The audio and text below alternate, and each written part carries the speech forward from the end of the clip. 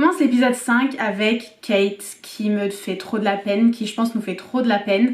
Parce qu'Anthony il a pas que brisé son cœur quand il a demandé sa sœur en mariage, il a brisé je pense le cœur de nous toutes, tous même. Et il y a une petite, vous voyez la petite scène de la main qui m'a beaucoup rappelé et je pense que c'était fait exprès, donc dans Orgueil et Préjugés.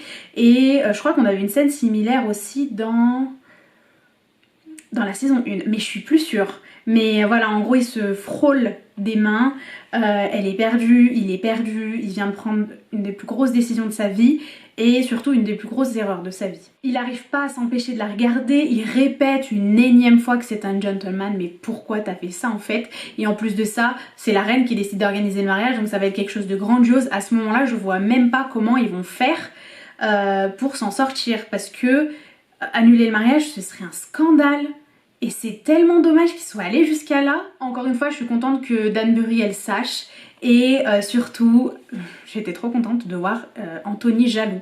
C'était de sa faute quand ils sont allés au parc, vous savez, et qu'Anthony était avec Edwina et que Kate, elle était avec Dorset, je crois qu'il s'appelait. Bah le gars en fait, d'ailleurs c'est de sa faute Anthony, c'est lui qui les a présentés entre guillemets.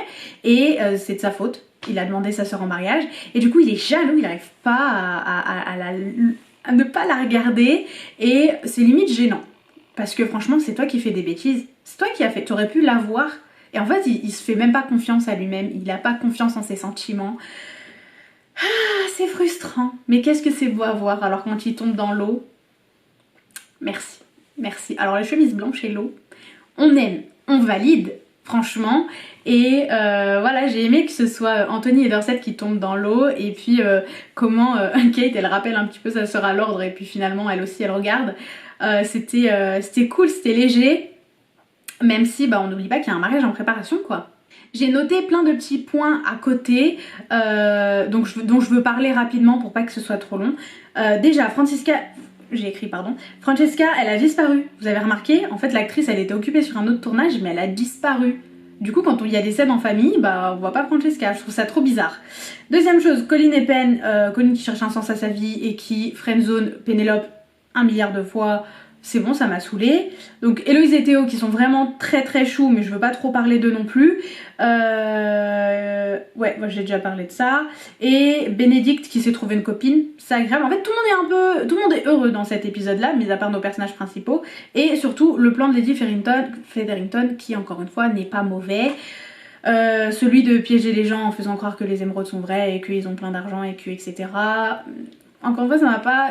Elle est intelligente, le plan en soi est bon, mais c'est cette partie-là de la saison que j'ai vraiment pas accroché. Donc voilà, j'ai fait cette petite liste, comme ça pouvait être dit en 30 secondes, on va pouvoir se concentrer sur vraiment ce qui est important dans cet épisode. On a Violette, donc la mère d'Anthony qui réagit enfin et qui demande à Anthony de pas mettre ses sentiments de côté parce que c'est quelque chose qu'il va regretter toute sa vie. Yes Queen, là on voit que c'est la mère de Daphné clairement et en fait elle émet l'idée que et si c'était Edwina qui changeait d'avis et s'il y avait quelque chose pour annuler le mariage. Génial puisqu'on a le dîner avec les Sheffield. Je suis d'ailleurs contente que cette histoire elle n'ait pas duré 20 ans parce qu'ils auraient pu la traîner sur la longueur jusqu'à la fin de la saison et puis finalement non, la vérité éclate. Je suis contente que Kate et Marie aient parlé et défendu du coup le père de Kate, donc le mari mort de Marie, on va y arriver. Et je suis contente surtout qu'Anthony, malgré la trahison évidente, parce qu'il savait pas qu'il y avait que Kate qui savait, je suis contente que malgré cette trahison évidente, il ait quand même pris la peine de remballer les Sheffield et de les faire partir avant réellement d'avoir une vraie dispute avec Kate. La dispute avec Kate qui est ma scène préférée de l'épisode encore une fois, puisque en fait, bon il répète qu'il est un gentleman, mais il dit aussi, et ça il le dit à voix haute, qu'en gros il pourrait craquer à tout moment, il lui fait un effet et il dit pas qu'il l'aime, mais en gros là il montre qu'il veut annuler le mariage et à un moment donné il lui dit même qu'est-ce que vous voulez que je fasse, etc. Genre j'ai pas le choix, il faut que j'annule le mariage, ça peut pas se passer comme ça, quelque chose dans le genre. Et j'ai aimé parce que j'ai l'impression que c'est vraiment la première fois qu'Anthony il a vraiment dévoilé ses sentiments. Et puis la scène elle était incroyable. Si elle avait pas été entre guillemets coupée par Kate qui lui dit non il faut absolument que tu t'épouses ma soeur parce que sinon ma soeur elle va être malheureuse.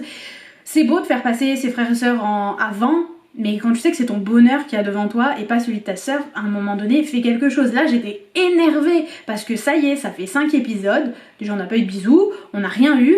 Et elle est là en train de lui dire non, tu vas marier ma sœur. Non, non, s'il veut annuler, il annule. C'était la raison parfaite. Même si, ok, elle avait rien fait, Edwina. Mais à un moment donné, je sais pas, il fallait quelque chose pour l'annuler. C'était la raison. Mais pourquoi tu fais ça?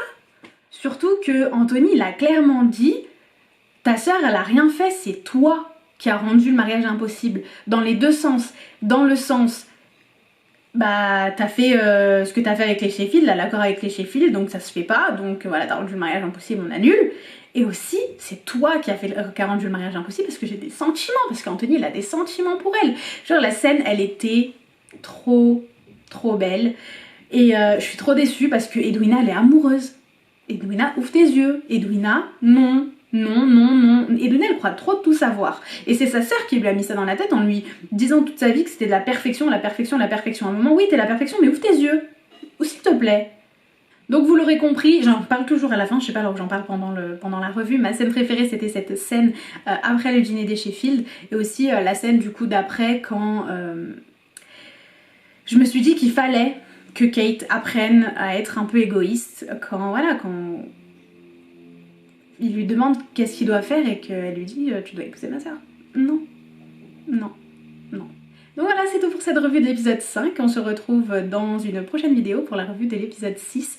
La tension est palpable. On est à la fin de l'épisode 5, il n'y a toujours pas eu de bisous, il n'y a toujours rien eu.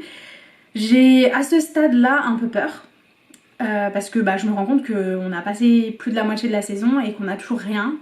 Mais voilà, j'espère que d'ici le prochain épisode, ça va être réglé, sachant que le mariage n'est toujours pas annulé. Au secours.